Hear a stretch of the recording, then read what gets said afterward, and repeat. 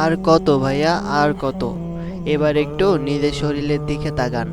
আচ্ছা, আপনি টাকা কামিয়ে কি করবেন? সারাদিন অফিস করে, সারাদিন কম্পিউটারে বসে কাজ করে আপনি টাকা ইনকাম করে কীটা করবেন আমাকে একটু বলুন।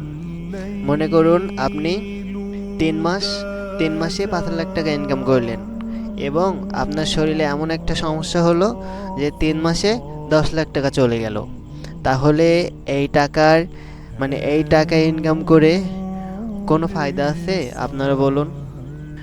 আর আমি দেখেছি যারা অফিসে কাজ করে, যেমন ব্যাংকে সারাদিন বসে বসে কাজ করে এবং অন্য অন্য অফিসে যারা বসে বসে কাজ করে তাদের ভুঁড়ি মাশাআল্লাহ অনেক বড়। এবং আমি দেখেছি যারা ফ্রিল্যান্সিং করে এবং সারাদিন বসে বসে কম্পিউটারে কাজ করে তাদেরও সেম অবস্থা।